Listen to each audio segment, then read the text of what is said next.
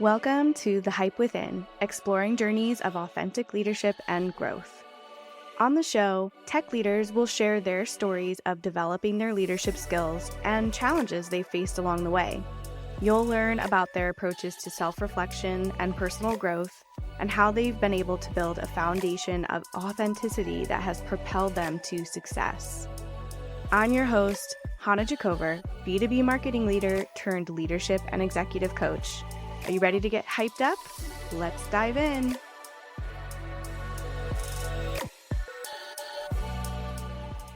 Hello, leaders. Welcome back to The Hype Within. I am so excited about today's guest, and we probably connected, I don't know, maybe a few years back, maybe at a conference. I don't even remember. I feel like we were both speaking at a conference. You can keep me honest on that one.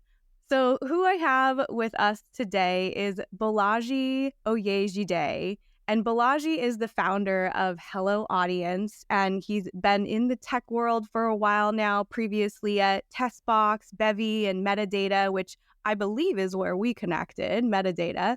And I'm just so excited to chat with you. I always think of Bolaji as like somebody who is so freaking creative and having so much fun and doing things that are totally out of the box. And that is my style when it comes to B2B, because we need more of it. So I can't wait to jam out with you. Hello, how are you? Hello, audience. I loved maybe just like our first one-on-one conversation a few months back. I just felt like you create a really good trusting space, and we instantly were just like getting along and talking about family and kids, and I can tell that that's also what you bring to Hello Audience and your clients. And it's not easy to do. It's not easy for people to do that naturally. And I can tell you got it. I appreciate that, Hannah. And it's interesting because I think all of us have something special that we bring to the table. We've all got that secret sauce, that magic, that superpower, but it's not always necessarily what's on the resume. It's not always what's in the job title. And sometimes it's not even what the job is asking for on the surface. It might be what the job needs, but it may not be what they lead with. And unfortunately, the way things have developed in a lot of our careers, corporations have sought to almost put us into these cookie cutter molds where they say, I want someone who does this and that, and brings these exact skills in that exact proportion. In reality, very few of us fit those exact molds, but maybe we are exactly what the position needs, even though they don't necessarily know it. So I really like to celebrate people's differences and value those differences. And you're not going to be perfect for every job, every career opportunity, but you're all you got. There's only one you. There's only one Hannah. And goodness, you are perfect for whatever the right situation is. So I've learned over the years, rather than trying to contort myself, because I did that a lot, rather than trying to contort myself to fit every new boss and every new career opportunity, it took me a long time, but I finally decided to get comfortable with what my strengths are and double down on them. I love that so much. I want to hear about, within your career journey, the process of you discovering that and how it impacted how you showed up over the years. Yeah. It's funny. I used to kid with folks that my life would one day be made into a movie, and I wanted Will Smith to make the movie, play me in the movie, rather. And then there was the whole Chris Rock thing, and I was like, dang, I gotta find somebody else to play me. But I will say that I had the opportunity to do a TEDx talk a few years ago. It was at a local high school here in Raleigh, North Carolina, which is where I live with my family. And incidentally, all the speakers, aside from myself, were high schoolers. So that was kind of interesting. But one of the high schoolers gave a talk about a word I'd never heard before, Hannah. It's called sonder. And sonder, most of y'all probably know what it is. I didn't. Sonder essentially describes the fact that every human being walking around has an internal world as rich, as detailed, as important to them as ours is. We all have the perspective of being the center of our universe, which is fine, which is normal. But each of the other 7 billion people on the earth have that same perspective. So the ability to honor and acknowledge your own existence, your own importance to the world, but to also sometimes take yourself out of the center of the narrative, I think is a superpower, particularly for people in a marketing profession where empathy and the ability to walk in someone else's shoes, we almost need to over-index on that, because before you can change someone else's mind, you have to understand how they think and what's important to them. That is such a beautiful concept. I love that so much. Sonder, I talk about how we just each have our own unique perspectives and way of seeing ourselves and experiencing ourselves. And everybody has that for themselves. I always talk about how when people get worked up about thinking about other people and what they think about them, it's like they're in their own world. And it's literally none of your business. It's none of your business unless you spent enough time with them where you really understood. You got so curious about their, like their Sonder. Is that what I use? Is that the correct way? Yep. Yeah. So getting curious about their Sonder, it's nearly impossible and could potentially take a lifetime to truly understand somebody else's experience. And you only have your own perspective. But I agree, taking yourself out of that and being able to have just see how are other people experiencing this, or how may other people experience this, and how could I experience it in this way or that way. It's not something that I think a lot of marketers spend a lot of time on thinking about, at least maybe. Yeah, maybe not even a lot of humans either. It's weird because modern life, Hannah, both you and myself have the privilege of being parents, and modern life, even if you're not a parent, has been designed to be so full. It's weird. The more technological advances we get that are supposed to increase our productivity and free up more time, the more our time is filled up. And so we have less and less time for introspection. We have less and less time for our subconscious to just sort of be creative and to roam. A lot of people might find that some of our best thinking happens when we're forced to turn off all of this external stimuli. Maybe you're in the shower for 10 or 15 minutes, and all of a sudden you start getting creative ideas, or you start getting solutions to problems that have nagged you for a while. It might happen when you're on a walk or you're working out.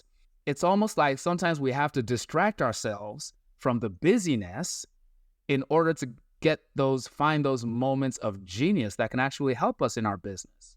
Yeah, you must know this is like one of my favorite topics because I love this. I love talking about this because it's true, right? Like our life is so full of distractions, but when we just take the minute to go within, that is where the answers are. And that's also why I love being a coach. But the scenarios that you're talking about too, like there is scientific backing around that, because what's happening in your brain is your brain waves are oscillating at a much slower frequency when you're doing something like taking a shower or working out or sleeping, right? And we have this opportunity to get closer and closer to our subconscious mind when our brain waves operate at that lower frequency.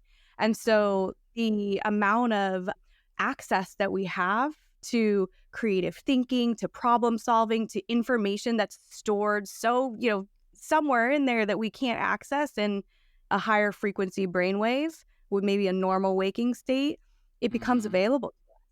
And so it is a very real scientific thing that's happening. And I loved researching the neuroscience behind that, because for me, it made it a little less like, why does this happen? This is so random. I just wanted to understand, but what's the science behind it? And then you can actually learn how you can leverage your brainwaves to get into that state when you want to. So you want to be in a creative problem solving state. Okay, well, will it take for you to lower the frequency of your brain waves to be in that state, Mm. actually Mm-hmm. be more productive. So yeah, that's like one of my favorite things to talk about. Love it. I love it.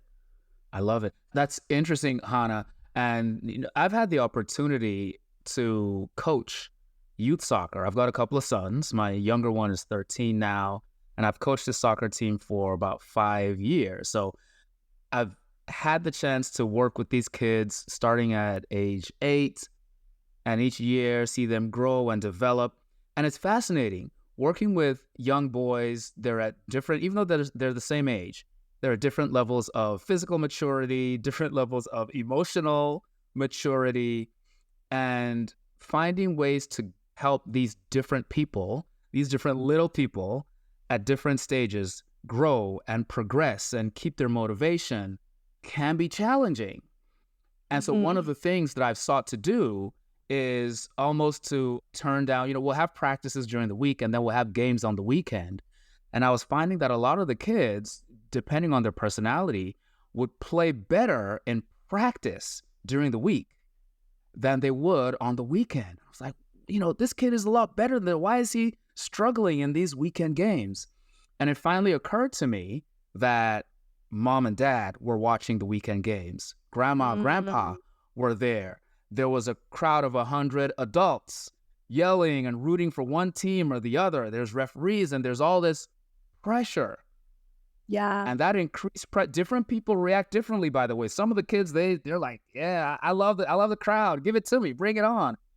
And other kids, maybe the more introverted kids, the more reserved kids, they got into their heads, they got into not their subconscious, right? Which is actually where we wanted them to be, just in a state of flow. They got into Mhm. overthinking. And so I try so many things to turn down the temperature. Like, we're not playing for wins. I don't care about the score. Play beautiful. I want to see you try your special moves. Try to get the nutmeg, try to do this, try to do that. And I'll cheer them up really loudly. I even got to the point where this drives my son up the wall. I'll give everybody a nickname. Like, you come on the team within a couple of weeks, I'm looking for some sort of trait, something, some sort of glimmer in your personality, something unique. Boom, you got a nickname, right? There's one kid, the most reserved kid on the team, so quiet, also the smallest. He was the most recent addition. I struggled to bring him out of his shell. It turns out he has an older brother in his early 20s who serves in the Marines. Big, strapping dude, right? And the older brother plays soccer, so he came to work with our kids for a couple of times. So I start calling the little guy Captain America, right? And then we sort of change it to Steve Rogers, which is Captain America. That's like the guy who's really Captain America. So we call this little dude Steve Rogers now. And I think subconsciously it does a few things. It makes him feel powerful. It makes him feel like a moral, upstanding individual. It makes it feel like he matters. It might even make him feel like one day he'll be as strong as his big brother, right? And so I try to find nicknames for everyone to almost like I'm calling them what they aspire to be. But I Mhm. search for these different buttons to turn down the volume, turn down the stress, turn down the pressure, and to allow people to hopefully get into that state of flow where they're just reacting. You're doing what you already know. Sometimes the result won't work out, but we want an environment where that's actually okay. We can just laugh it off and move on to the next play. And so we don't always win a lot of games, but these kids love the game. And I think long term, that's what's going to make the biggest difference. Oh, I love that. And I can just see they're living in who they want to be, but today, it's about I have Mm, that now. I am that person now. And mm, you're empowering them through these nicknames to like live that, which is so cool. So cool. Okay. How do you bring that into a workplace setting? mm, How do we access that flow state, that creativity that we're yeah, talking about, that I see you bringing to the table and right. not have it stifled by all of the admin, all of the business shit that has to get done Mm, too, but can hmm sometimes become overwhelming and stifle some of that out. Yes, yes. It's hard. I guess we could say it's simple, but not easy. So let's talk through it. First of all, we have to acknowledge some of the realities, some of the constraints. We are working in a business, we are working in a corporation. The primary purpose of most corporations is to generate a profit. And that profit helps the shareholders, it helps employees continue to be employed, and hopefully the profits are put into good customer service and product improvement so it helps the customers as well. So profits are, if they're not number one, they're number two on the list for just about everyone. Mm-hmm. How can we create an environment where the whole team is focused on enabling profit generation in an efficient and an ethical manner without burning up and burning out the employees? So that's the balancing act. You want to maximize your employees' potential, and not just their potential, because we are not raw materials, right? It's Mm-hmm. not like, okay, I'm trying to get the most efficiency out of my car engine. We're human beings. We have aspirations, just like the kid on the soccer team. If I wanted to maximize the results for my soccer team, I might say that kid today is not one of my stronger players. So I'm going to keep him on the bench as long as possible. Just stay out of the way, little Timmy. Let the bigger kids, let the more skilled kids do the work, okay? You can share in the glory too, but just stay out of the way. That would probably maximize our results in the short term. What does it do for little Timmy? He probably quit soccer by age 11 or 12 and he doesn't get to, like, I'm in my 40s, I still enjoy the game. He loses out on that lifetime of enjoyment. So how do we create that balancing act? I want you guys to think about, you remember the movie The Hunger Games, Hannah? Oh, yes. Amazing series that came out, goodness, maybe 10, 15 years ago. There's actually a prequel that's coming out really, really soon. I saw that. Very excited about that. But I'm bringing up The Hunger Games because, okay, it's dystopian. So bear with me for a second. We're going to set aside the fact that they had these young people literally trying to kill each other. But think about what went into the design, the game design, creating an environment where the behavior of the players fits into your main objective.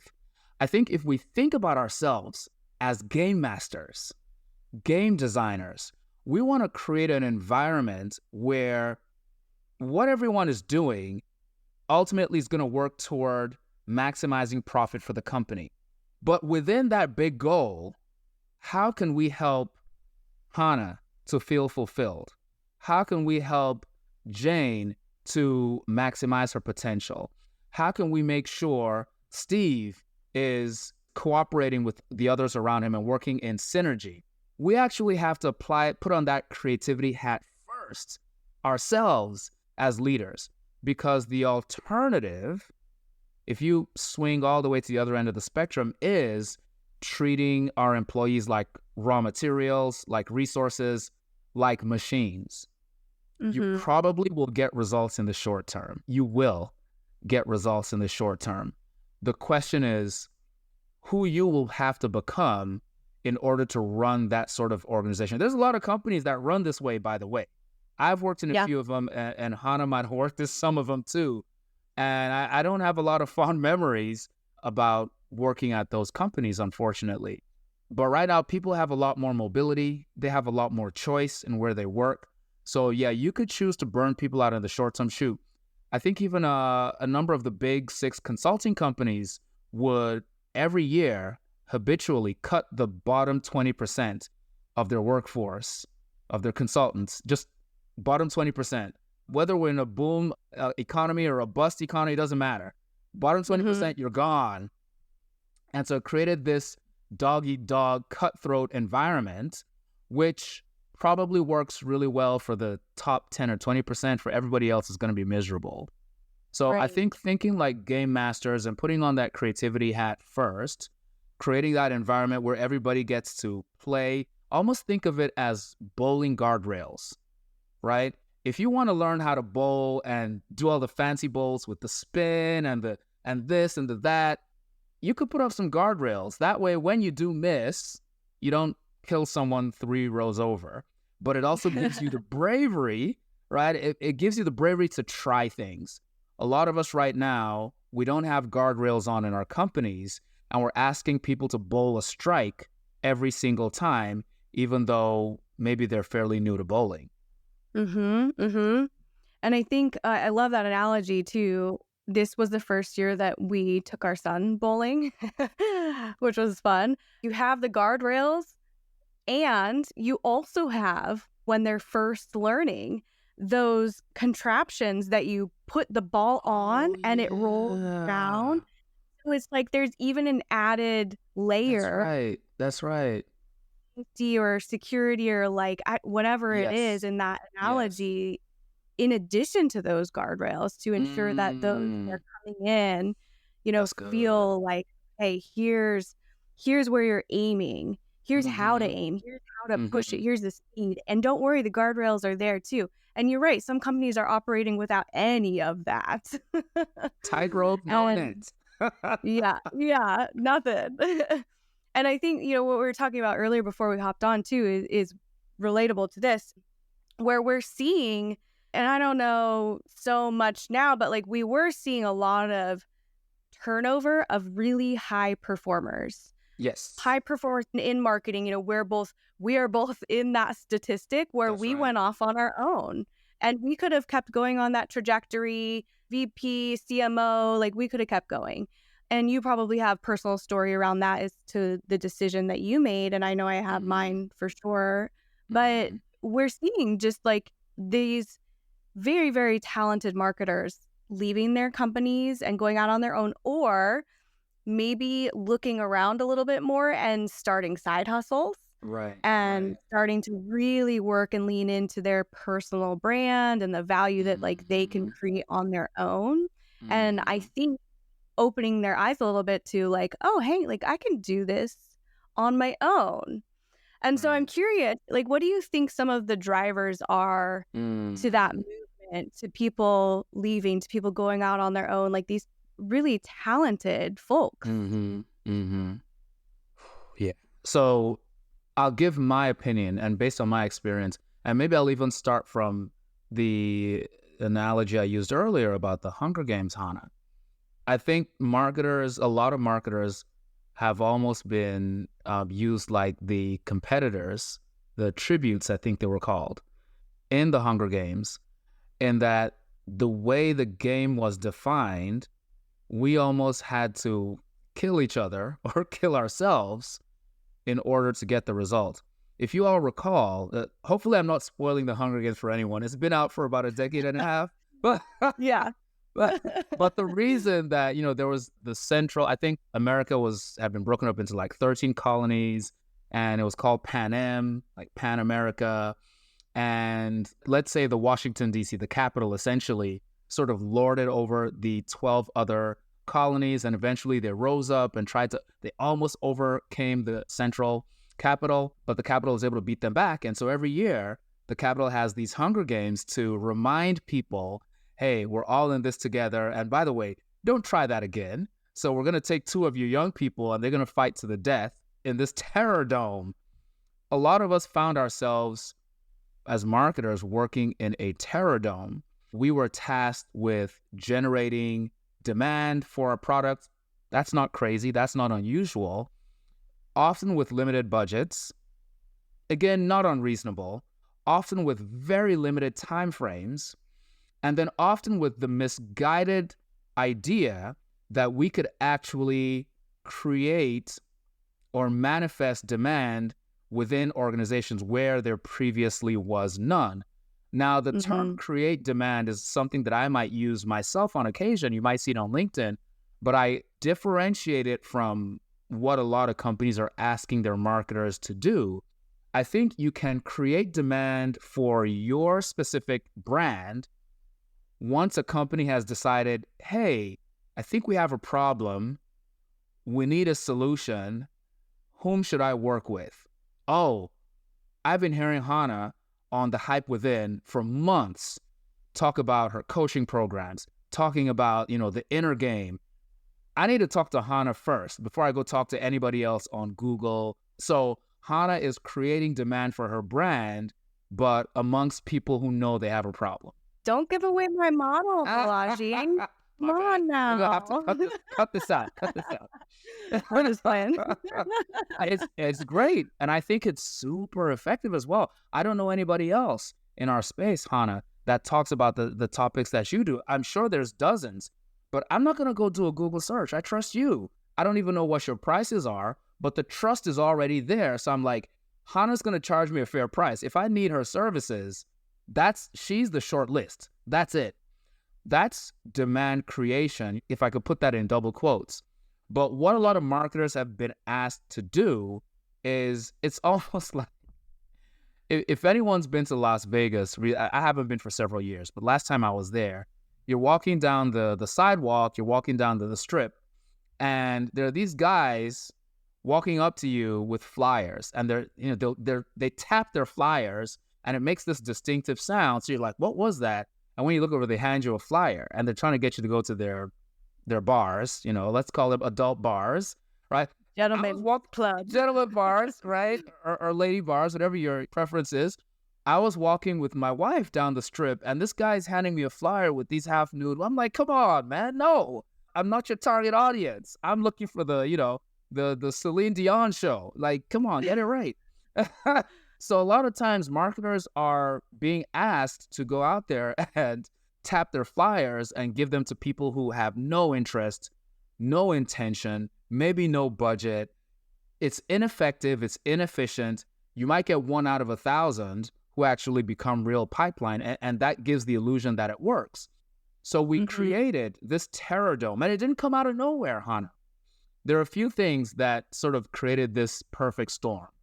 One was 2011. Aaron Ross, a guy named Aaron Ross, he was the head of sales at Salesforce. He published a book called Predictable Revenue, and it described how Salesforce was able to grow to this gargantuan $100 million ARR brand. Amazing. So impressive. They essentially, it's the way that a lot of B2B tech companies do marketing and sales, particularly sales today, with the funnel and the SDRs and the AEs, the demo call, and sort of the churn and burn and the outbound. It worked super well for Salesforce, and it works for other companies as well. The problem is the fallout. I think it works really well for people who are in a buying cycle. Like I mentioned, they know they got a problem.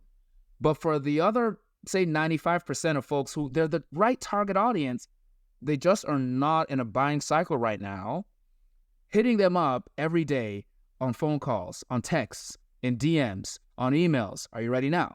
How about now? How about now, Hannah? Okay, how about now? It's super annoying. It's not effective. And marketers are like, I didn't sign up for this. This is not what I thought my career would be.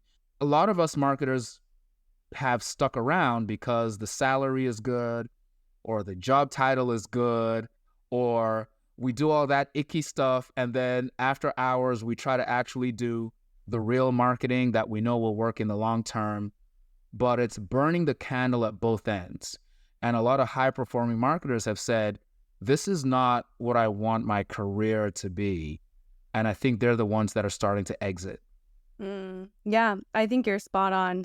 And I think it's interesting too, like some of the big consulting firms picked that up too, right? Like Forrester and the Demand Waterfall. And oh man, they had a good thing going for a while. Yes, that thing. a great run. Wow. I remember every year it would update and they would add, the new Demand Waterfall. So now you all have to update. And by the way, we can consult you on that. But no, I think you're spot on, and I think there's also an element to that too that I don't know how we fix it. I don't know how we fix this part where it's like if you're in the Hunger Games and you're thinking of Washington D.C. and I don't remember Central, right?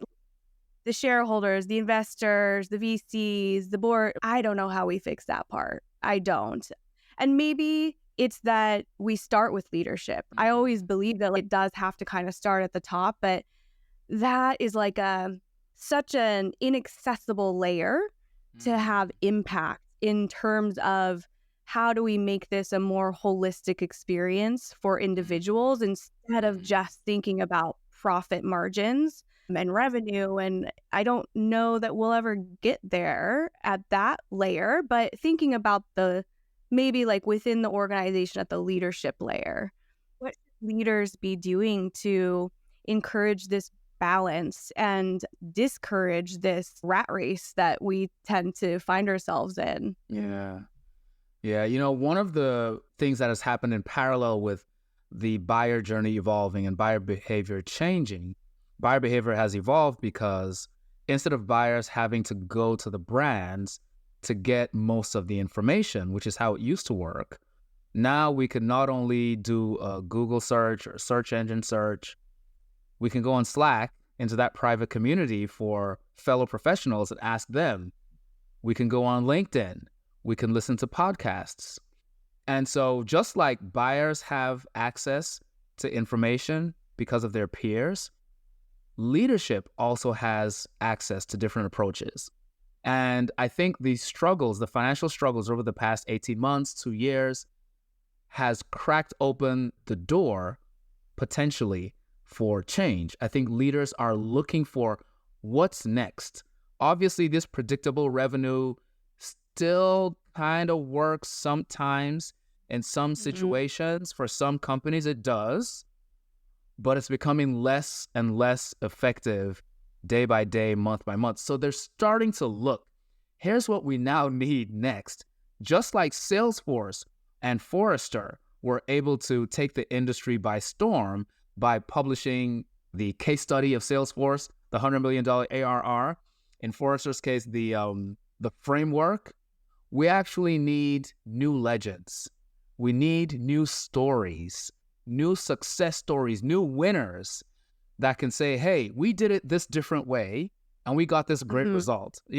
I can guarantee that a lot of these leaders, a lot of these investors even, are not necessarily kneeling at the altar of predictable revenue for its own sake. They just like the result. They want to be able to maximize profits. And so if that stops maximizing profits, they're going to look for the next thing that maximizes profits. Now, here's the challenge. If all we look at is profit maximization and we don't consider any of the other stuff, the next system to come around is also going to have really negative knock-on effects. It's also going to really burn out people. It may have something to do with artificial intelligence, for example, and replacing headcount. ChatGPT is starting to be able to do things that maybe lower level professionals might have been doing a couple of years ago. So as professionals, we have to stay agile and up our skills. We have to not be one-dimensional. Remember those superpowers that you used to have earlier in your career, those curiosities that you used to have when you were a kid. Those make you unique. How can you find ways to bring them into your professional sphere so that you end up being in a category of one? We have to find ways to continue to renew ourselves and keep ourselves valuable, even as leadership figures out what the next business model is that's going to help them maximize profit. So well said. And it also, for me, begs the question, and I'm big on like inner child healing and helping people bring forth that thing that really made them when they were little, because like, that's still you, that's you. But so for you, I see you out there creating these awesome shows, these game shows for B2B organizations, and it's different, right? It's different than what we've seen before. Where's the connection for you with that inner child, that little Bolaji? Yeah. So, Hannah, I grew up in Nigeria. I didn't come to the U.S. until I was 17 years old for college. But growing up, I had a wonderful childhood. We have kids now, and my kids don't have recess. I'm like, what? What kind of school system is this? But apparently that's like not unusual. We had recess every day growing up through 12th grade, from kindergarten through 12th grade.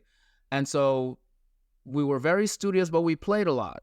There was a lot of play. And that was really important to me because I was maybe a little socially awkward, wasn't quite comfortable in my own skin.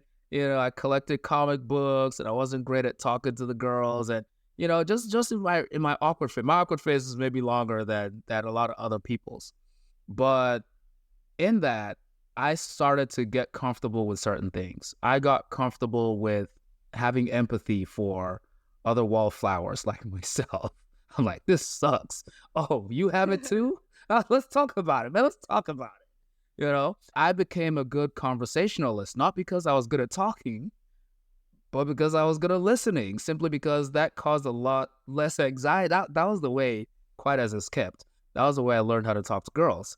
I was like, dog, like, I don't know what to say. I'm going to say the wrong thing. Let me just ask her a question. Boom. And then she would talk for 5 minutes. I'm like, woo. All right, I need to tee up another question for when she stops talking.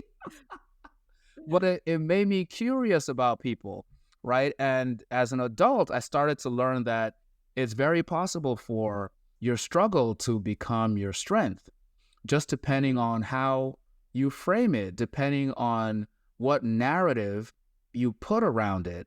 If you think about all your favorite books from childhood, I was a big fan, for example, of C.S. Lewis, The Chronicles of Narnia, right? You think about your favorite childhood book, or think about your favorite movie, whether it's fantasy fiction or action. The hero always has an Achilles heel. Even Achilles had an Achilles heel, right? The hero always has Samson with the hair. The hero always has something that holds them back. They don't succeed. They don't win. They don't triumph because they're perfect. They don't triumph because they lack flaws. They triumph in spite of those flaws. And those flaws are what make us able to identify with them. So I learned to take those flaws and almost look like, what's on the other side of that coin? You're anxious about talking to people. What about listening, right? You're anxious about talking one-on-one. How about talking on stage where you can't see the crowd? I signed up for Toastmasters as an adult because I was nervous talking to people. Ended up winning speech contests, doing TEDx, like I mentioned. So I think there's a lot of opportunity to not put that inner child in a corner, but to actually bring it out, to honor that inner child. For those of you who, or those of us who have kids or will have kids in the future, or mentor kids, you can see the spark, because kids haven't been beaten up by life as much as we have yet, right? And so they're less guarded, and you get to see that spark, that joy, that like little light, and like, man, this kid is going to be something if they could just keep that. Mm-hmm. We all know, though, like right around the corner, like I heard this saying once, like everyone you run into is either going through a storm, they just came out of a storm, or they're about to go into a storm. This is life. There's storms in life. And we could spend our lives trying to check the weather app and stay indoors to avoid all the storms. Or we can make sure we have a raincoat handy. And when that storm comes, just throw on that raincoat.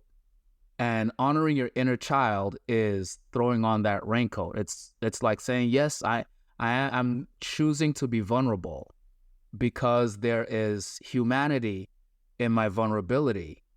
And does it mean I'm going to get hurt sometimes? Yes. But does it mean someone else who feels weak and imperfect is going to look at me and be like, man, I thought he had it all together, but then he shared this, that, and the other, and I struggle with that too. Maybe I can overcome as well. It gives that other person a glimmer of hope. So, good Lord, at the end of the day, we're not cogs in a wheel, Hannah. We're human. That's the most special thing about us. I mean, even before we had ChatGPT, that was the most special thing about us. But with AI now, we need to remind ourselves of that. And we need to stop trying to strip our subordinates in these corporations of their humanity. Stop trying to treat them like computers, like machines. They're not. Honor that humanity, honor the imperfections, and good Lord, act like a coach, right? You take it upon yourself to combine these wonderful ingredients that you have the privilege of working with. How can you make a gourmet meal out of these ingredients? Don't throw ingredients out, because they're not exactly what you were hoping for. So yeah, I'm a big advocate of that inner child as well. What a word. That was beautiful. And I'm completely agree with all of it.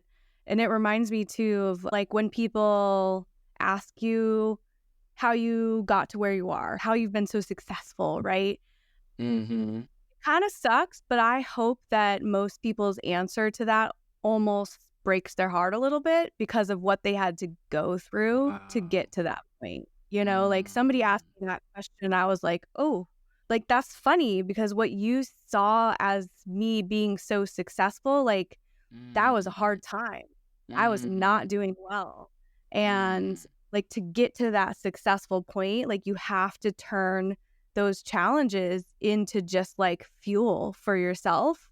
And yeah, like I think you look back on some of those times where people thought you were successful. And for me, I'm like, I was masking half that time. Like I was living life for other people half that time. Like that was not a success for me. It was a Right. success for everybody else. But Wow. yeah, I think like those moments are like getting to the point where you can unionize with your inner child and like live in those strengths, you know? Yes.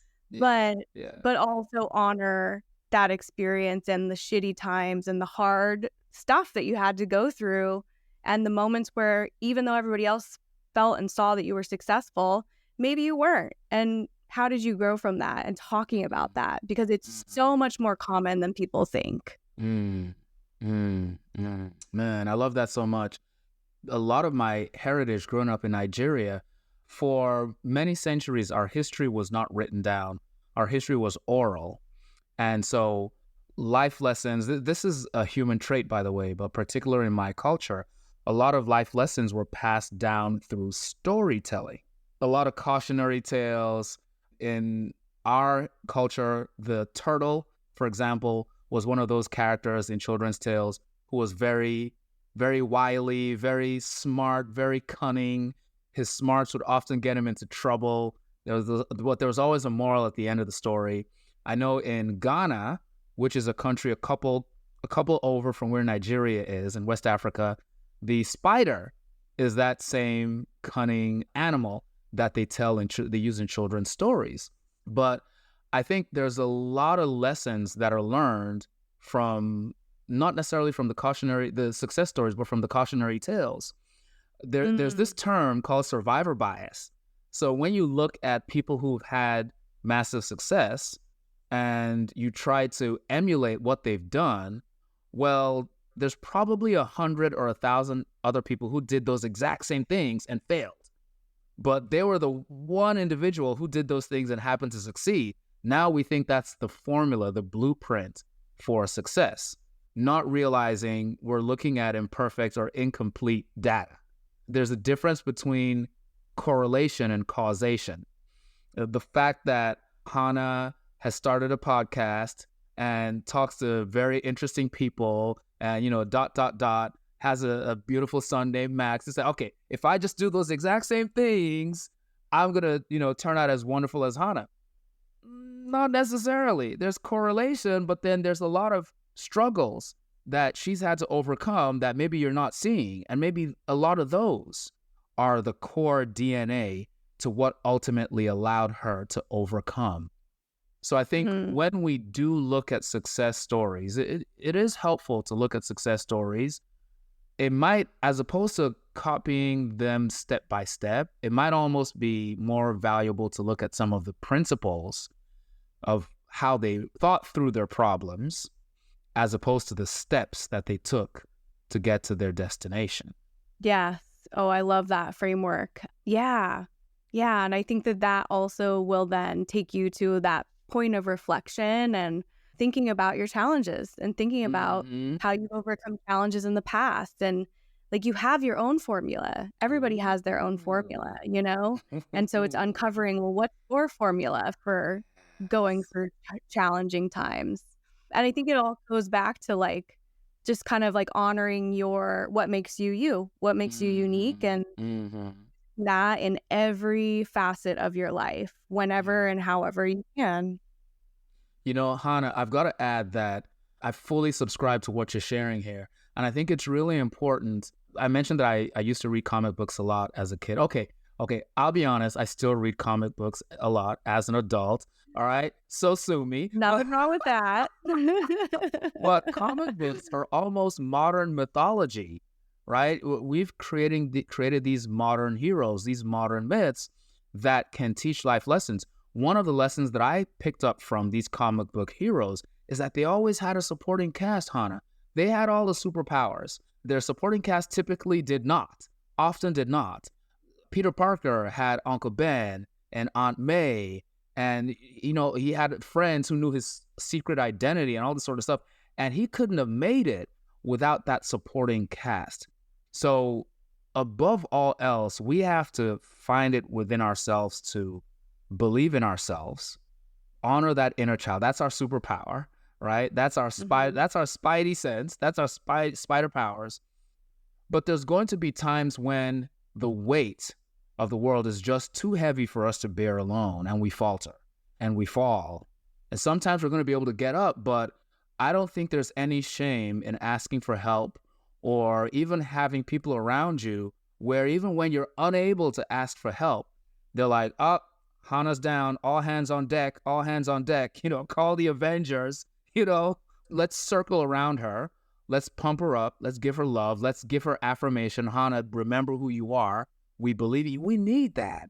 I had a lady Mhm. freshman year. I think I mentioned, Hannah, I came to the US for college. So freshman year, I flew halfway across the world to attend Morehouse College in Atlanta, Georgia. It's a historically Black college, so almost everybody there had the same skin color as me.